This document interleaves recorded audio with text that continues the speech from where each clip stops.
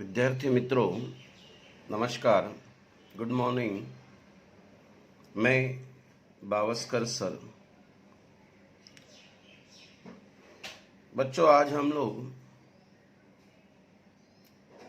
अपनी कक्षा 10वीं की कृति पत्रिका के विभाग नंबर 5 की ओर ध्यान देंगे। वैसे तो हमारी कृति पत्रिका में 5 हिस्से होते हैं। इन 5 हिस्सों में हिस्सा क्रमांक जो 5 होता है, जिसे विभाग क्रमांक 5, उसे हम लेखन कार्य कहते हैं। अभी ये लेखन कार्य यानी जिसे हम राइटिंग स्किल कहते हैं, ये कृति पत्रिका का एक महत्वपूर्ण हिस्सा है, क्योंकि इस हिस्से की ओर आप कभी अच्छे से ध्यान दोगे तो आपको इस कृति पत्रिका में अच्छे से अच्छे अंक प्राप्त होने की संभावना हो सकती है। इसीलिए विभाग क्रमांक 5 क्या होता है, उस 5 में से पहला हिस्सा कौन सा, उसकी चर्चा आज हम करने वाले हैं। बच्चों, विभाग क्रमांक 5 जिसे हम लेखन कार्य कहते हैं, जिसे हम राइटिंग स्किल कहते हैं, और हमारी कृति पत्रिका में ये पूछा जाता है 26 अंक के लिए। कितने अंक के लिए? 26 अंक के लिए। अभी इस 26 अंक को हम कभी देखते हैं थोड़ा विस्तार से, तो इसमें पहला हिस्सा होता है पत्र लेखन। बच्चों, पत्र लेखन में क्या आपको औपचारिक और दूसरा होता है अनौपचारिक। औपचारिक और अनौपचारिक ये पत्र के दो मुख्य हिस्से हैं। आपको दोनों दिए जाएंगे, औपचारिक भी दिया जाएगा, अनौपचारिक भी दिया जाएगा। आपको एक लिखना होता है और उसके लिए अंक होते हैं 5 अंक। कितने अंक होते हैं? 5 अंक। दूसरा हिस्सा जो रहेगा आपका राइटिंग स्किल में, मतलब लेखन कार्य, जिसे हम उपयोजित लेखन कार्य भी कहते हैं, उसमें दूसरा हिस्सा रहेगा आपका गद्य आकलन। कौन सा हिस्सा रहेगा? गद्य आकलन। गद्य आकलन यानी क्या? एक आपको अपठित यानी अनसीन पैसेज, अपठित परिच्छेद दिया जाएगा। परिच्छेद का मतलब होता है पैराग्राफ। एक अपठित परिच्छेद दिया जाएगा और उसके ऊपर आपको 4 प्रश्न तैयार करना है। हर प्रश्न के लिए 1 अंक। कुल मिलाकर ये दूसरा हिस्सा आपका लेखन कार्य का होता है गद्याकलन। तीसरा हिस्सा कभी हम देखते हैं, वो होता है वृत्तांत लेखन। वृत्तांत लेखन जिसे हम रिपोर्ट राइटिंग भी कहते हैं। तो वृत्तांत लेखन अथवा, इसको अथवा भी होता है, जिसे हम और में कहेंगे कहानी लेखन।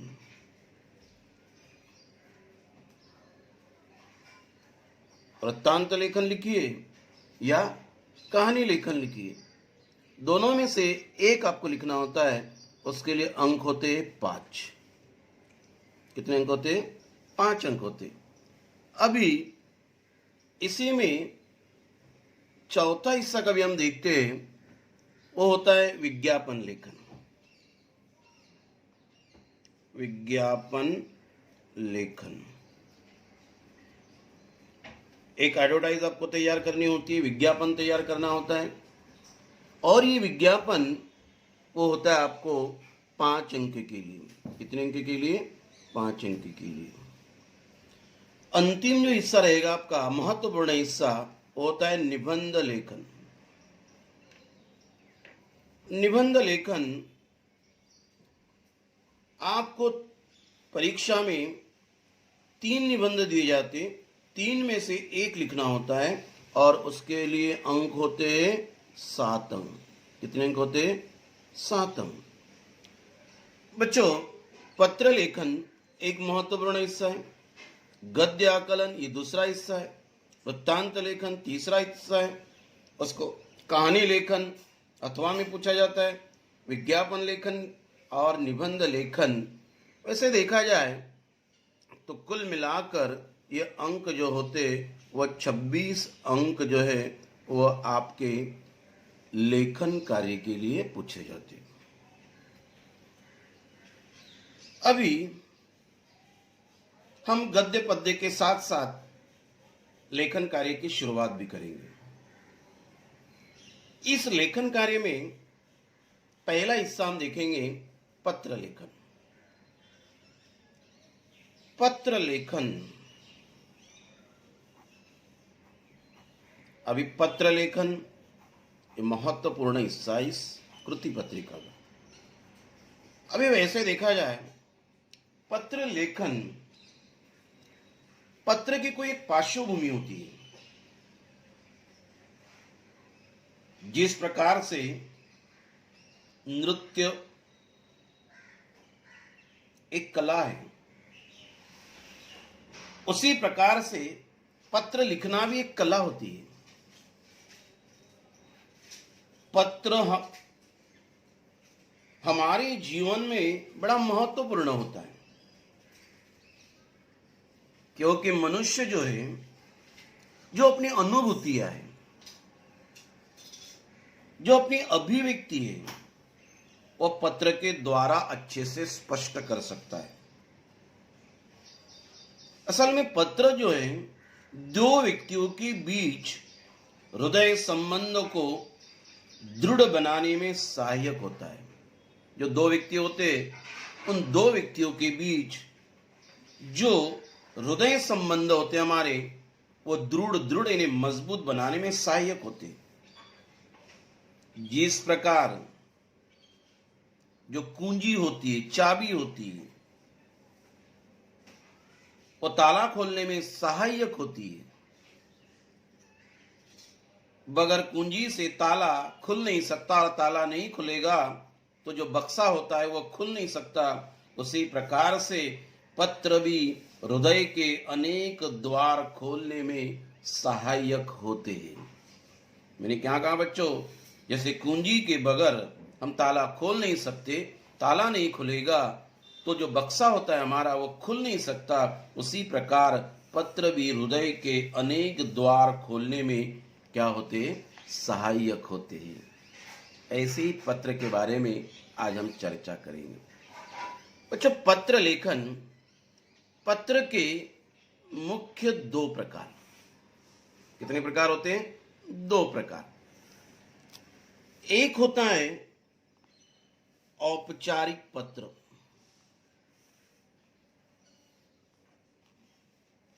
कौन सा पत्र? औपचारिक पत्र।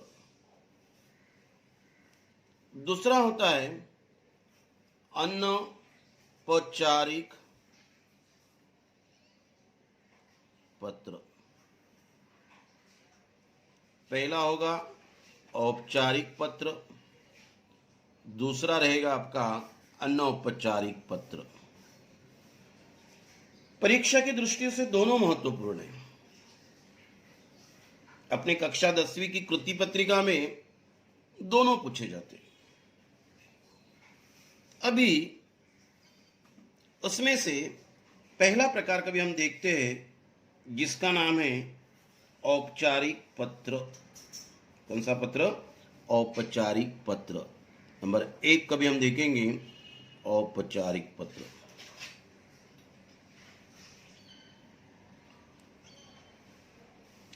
अभी ये औपचारिक पत्र, इसकी एक परिभाषा है। क्या परिभाषा है? परिभाषा को हम कहते हैं डेफिनेशन, व्याख्या। क्या कहते हैं उसको? डेफिनेशन या व्याख्या कहते हैं उसे।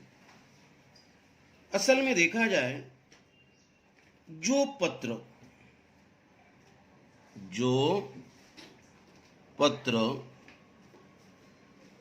व्यवसाय के उद्देश्य से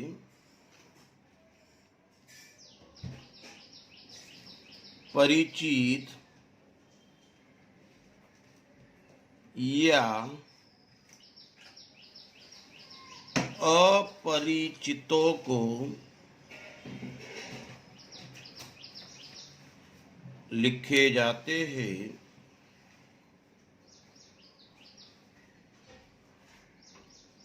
उसे औपचारिक पत्र कहते हैं। ये होगी इसकी परिभाषा औपचारिक पत्र की। जो पत्र व्यवसाय के उद्देश्य से, कौन से उद्देश्य से? व्यवसाय के उद्देश्य से, चाहे वो परिचित हो चाहे या अपरिचित हो। परिचित मतलब जिसे जानते हैं, अपरिचित मतलब जिसे जानते नहीं, ऐसे दोनों को लिखा जाता है, उसे औपचारिक पत्र कहते हैं। अभी परीक्षा की दृष्टि से यह महत्वपूर्ण है। अनौपचारिक पत्र भी आपको प्रश्न पत्र में होगा, औपचारिक पत्र भी होगा, लेकिन स्टेप बाय स्टेप औपचारिक पत्र लिखने में बड़ा आसान होता है। अनौपचारिक पत्र जो होता है, जिसकी चर्चा हम आगे करेंगे, उसमें ज्यादा लिखना होता है। इसीलिए अंकों की दृष्टि से औपचारिक पत्र में की ओर आपको अच्छे से ध्यान देना आवश्यक है। अभी औपचारिक पत्र का एक ढांचा होता है, रूपरेखा होती है, और वो रूपरेखा कैसे होती है उसकी जानकारी हम अभी देखने वाले हैं। अभी देखा जाए औपचारिक पत्र, औपचारिक पत्र में कुछ महत्वपूर्ण हिस्सों की ओर हमें ध्यान देना है। औपचारिक पत्र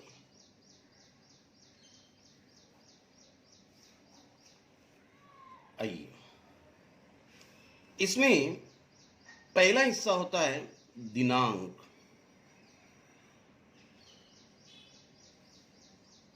दिनांक पूर्ण शब्द लिखकर उसके आगे योजक चिन्ह का इस्तेमाल कर कर आपको दिनांक लिखना है, और दिनांक लिखने के बाद उसके आगे आपको पूर्ण विराम देना है। ये पहला हिस्सा। अभी दूसरा हिस्सा कभी हम देखते हैं बच्चों, तो दूसरा हिस्सा आता है जिसके नाम पत्र जाता है, उसका औहदा और उसका पूर्ण पता हमें क्या करना चाहिए? लिखना चाहिए। अभी जिसके नाम पूर्ण पत्र ही जाता है उसका औहदा, लेकिन वो लिखने के पहले हमें प्रति शब्द लिखना है, उसके आगे योजक चिन्ह या कॉमा का भी आप इस्तेमाल कर सकते हैं। फिर उसी के नीचे बिल्कुल माननीय शब्द लिखना है। एक पत्र में लिखकर आपको बताऊंगा प्रश्न के साथ। माननीय कर उसका औहदा हमें लिखना है, उसके आगे हमें कॉमा डालना है, फिर उसका संपूर्ण पता आपको लिखना पड़ेगा। तो मैंने संपूर्ण पता लिख दिया। पता लिखने के बाद मैंने पूर्ण विराम दे दिया। यह हो गया इस पत्र का दूसरा हिस्सा। तीसरा हिस्सा जो रहेगा, एक पंक्ति आपको छोड़ देना है, वो रहेगा ईमेल आईडी।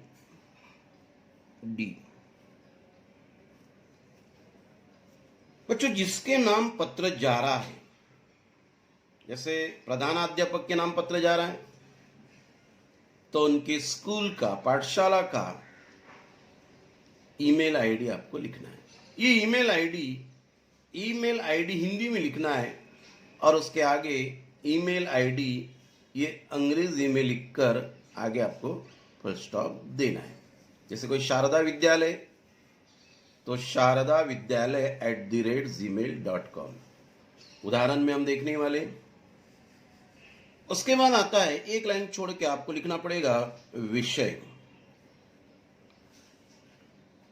विषय शब्द लिखकर उसके आगे योजक चिन्ह का इस्तेमाल कर कर उसके आगे विषय पूर्ण वाक्य में आपको लिखकर उसके आगे फुल स्टॉप देना है। तो यह औपचारिक पत्र का चौथा स्टेप हो गया। पहला है दिनांक, दूसरा है प्रति, तीसरा है ईमेल आईडी, चौथा है विषय। एक लाइन छोड़ के अगली स्टेप होती है संदर्भ। संदर्भ सभी पत्र में नहीं आता है और वो लिखना ही चाहिए ऐसा भी नहीं। जो शिकायत पत्र होते, कंप्लेंट लेटर होते, उसी में अक्सर संदर्भ आ सकता है। तो ये अगला घटक हमारा था संदर्भ। उसके आगे एक लाइन छोड़ के महाशय, रिस्पेक्टेड, ये शब्द लिखकर विषय से संबंधित आपको क्या करना है, पत्र का स्पष्टीकरण मतलब विस्तार वह आपको करीबन 6-7 लाइन में या पंक्तियों में वो क्या करना है, लिखना है। बच्चों, जब विषय स्पष्टीकरण आप लिखोगे तो उसमें जब आप परिच्छेद करोगे तो दूसरे परिच्छेद के लिए शुरुआती आपको जगह नहीं छोड़ना है, ये ध्यान आप रखिए। तो पहला हमने देखा था दिनांक, प्रति, ईमेल आईडी, विषय, संदर्भ, महाशय। ये कंप्लीट होने के बाद आप एक पंक्ति छोड़ के भवदीय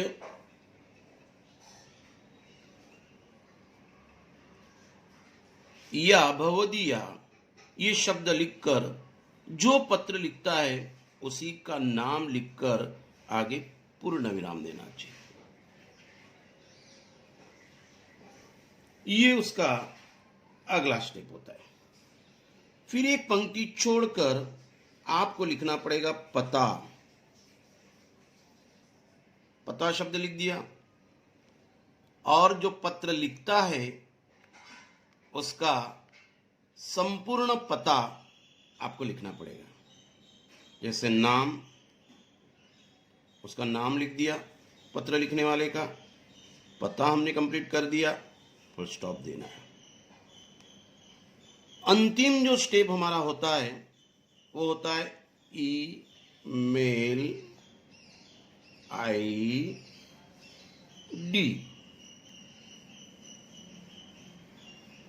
ईमेल आईडी, जो पत्र लिखता है उसका ईमेल आईडी हमें लिखना है और पूर्ण विराम देना है।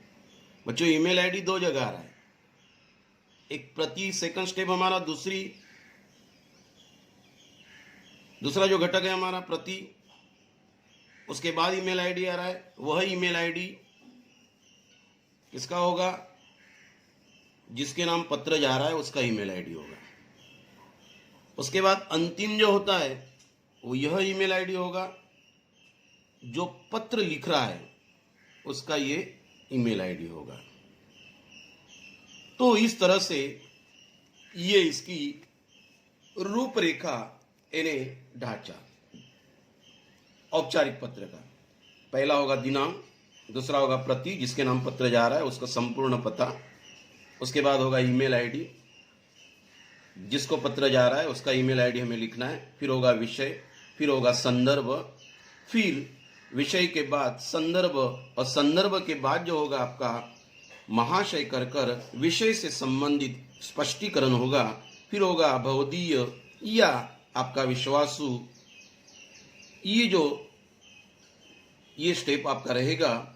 फिर उसके बाद नाम रहेगा, फुल स्टॉप, फिर एक पंक्ति आपको छोड़ना है, फिर पता लिखना है, जो पत्र लिख रहा है उसका संपूर्ण पता उसमें लिखना है, और अंतिम जो पत्र लिख रहा है उसका ईमेल आईडी आपको कंप्लीट करके लिखना है। तो इसमें दिनांक,